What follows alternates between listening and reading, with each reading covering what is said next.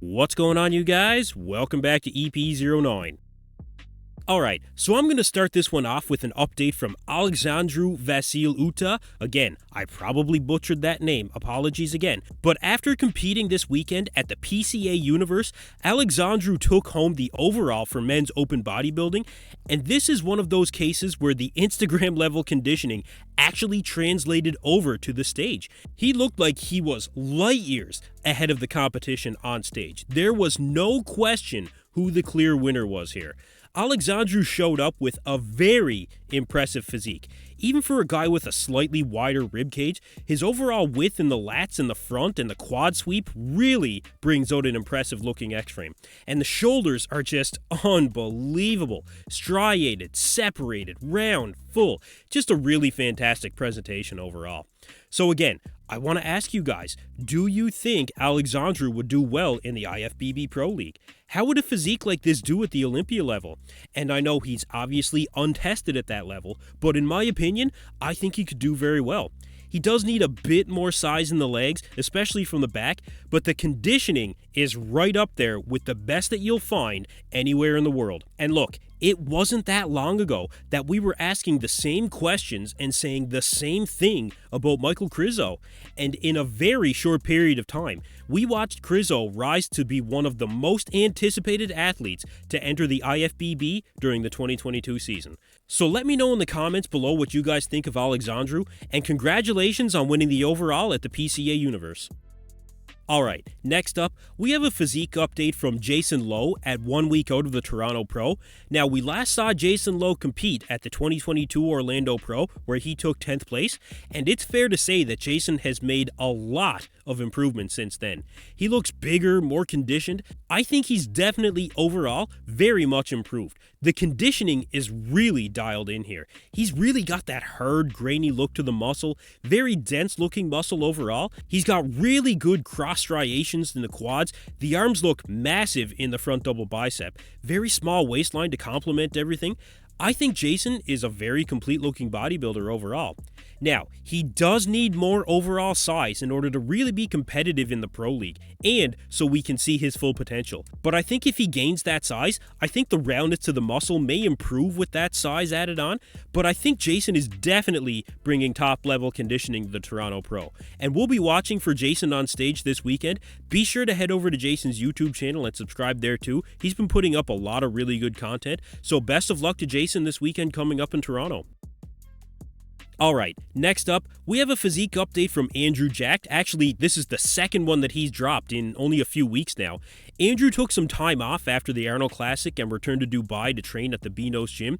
And it really looks like we're looking at an improved version of Andrew Jack. When we look at his physique, it looks like the arms have grown. I'd say he's bigger in the quads. His chest looks big, full.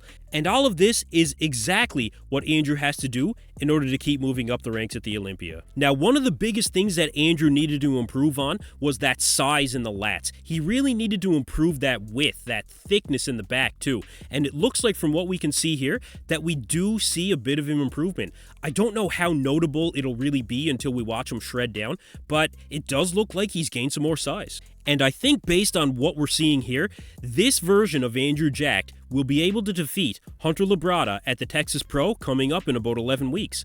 Now in this update here, Andrew is actually getting some posing tips from William Bonac, which we also saw during the Arnold Classic weekend, and I guess Andrew really thought it was pretty valuable because Andrew actually went to the Netherlands where William lives, and that's where this video came from. So again, we have a bigger version of Andrew Jack getting some tips on presentation from one of the veterans of posing out there, William Bonac. And let me know down in the comments, you guys, do you have Andrew Jack winning the Texas Pro? And where do you see him in the Olympia lineup coming up? Alright, so last up, Ross Flanigan has posted what looks to be a response to some of the online criticism that he's been subject to following the Cali Pro. So some of the word going around online is that Tonio Burton was robbed of a victory at the Cali Pro. A lot of people are saying that Tonio really should have won because he has the superior shape and that his conditioning was, well, good enough to win the show. And it seems that Ross put his own opinion out there regarding that sentiment. So look guys, Ross said it here on this post. Am I the first ever second place pro to win an open pro bodybuilding show and go to the Olympia? Someone research this. I'm your favorite anti-bodybuilder. I bodybuild my way. Most of y'all love me because of Flavor Gang Official and all the stuff I do that's the complete opposite of your typical boring-ass chicken broccoli bodybuilder. I diet how I want to, I eat like a king every day. I make jokes, but let me inform you, I am a serious effer. Swipe right if you want to see what being peeled looks like. Also, the last pick is absolutely incredible. Tonio the Predator Burton showing his true character in defeat. Huge fan of you, brother. Time for round 2, blah, blah, blah, blah. And look, who could blame Ross for feeling this way? The guy shows up in the best shape of his life. He's the best conditioned athlete on stage, especially from the back. There was absolutely no question who was the most shredded in the back poses. But yet the question was still out there as to who actually should have won the show. So the question came to be simply because Tonio has the more complete physique than Ross. From top to bottom, Tonio is more aesthetically pleasing. For sure he is.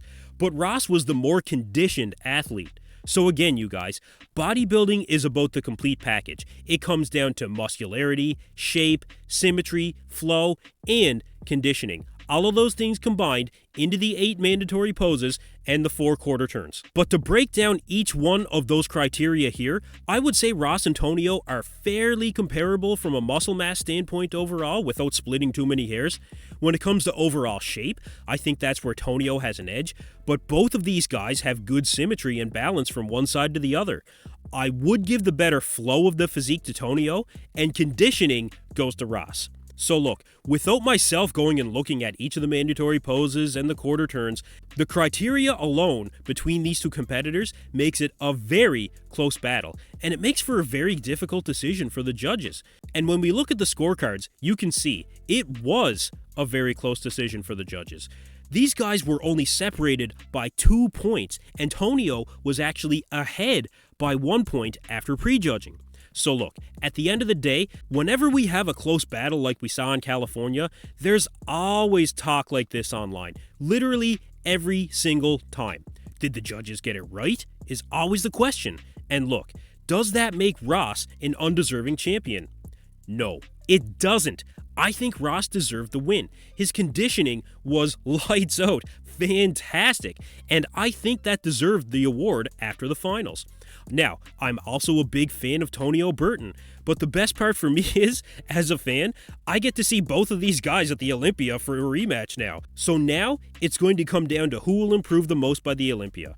And let me know down below, you guys, do you guys think the judges got it right in California? And who do you think will win the rematch between Tonio and Ross at the 2023 Olympia? Anyway, that's going to do it for me in this video, you guys. Thank you for tuning in to EP09. Be sure to like and subscribe.